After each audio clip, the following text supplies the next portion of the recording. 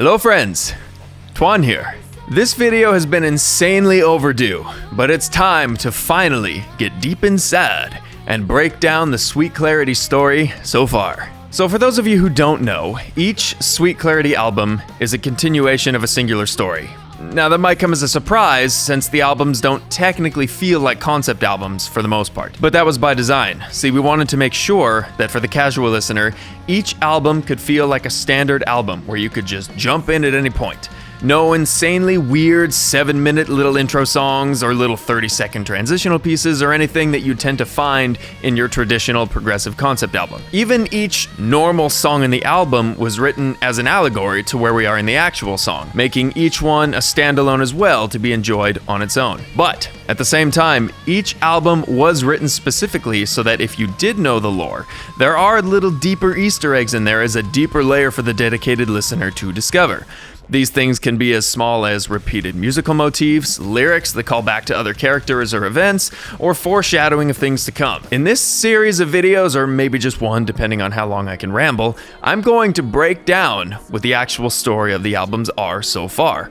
The caveat here is that the story is still being written. I won't lie, I've got like 4 or 5 more mainline albums in mind, not including the spin-offs, but I'll get to that a little bit later. And one other point, I do eventually plan to write a set of books about this story, so slight spoilers ahead, although I will say, believe it or not, fitting an entire sprawling epic fantasy series into just 10 songs is impossible, so the books will have a ton more going on. The albums touch on the main story, so it's not like I'm giving away the ultimate ending or anything. So with that said, let's get right into it with the background and the prequel.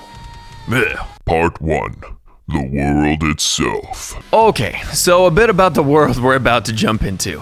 I'm still working out the science of the magic system, which I know is a bit of like a jumbo shrimp oxymoron, but as a general overview, the world is run by, as you can probably guess, music. The magic is called resonation, and it's the act of harmonizing with stuff.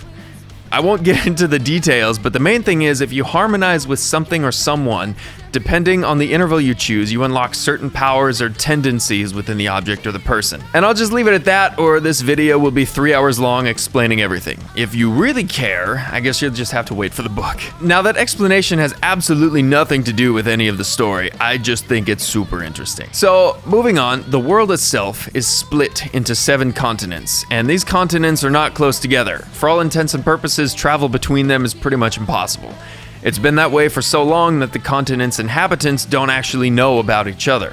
Only in like the deep legend are there lands across the boiling depths kind of thing. And yes, the reason for the separation is that the sea between them is literally boiling at all times.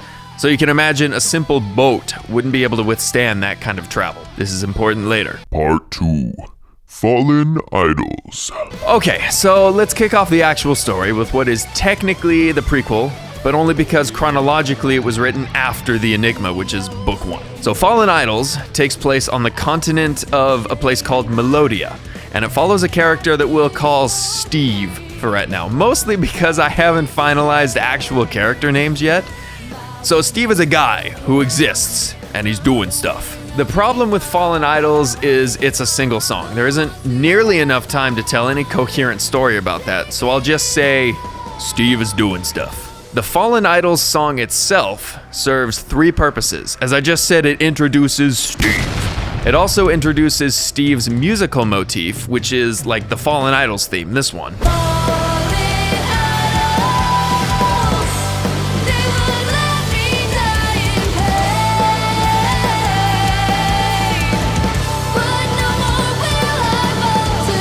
And most importantly, it is a giant foreshadowing of some of the things to come, like the ending of the entire series foreshadowing.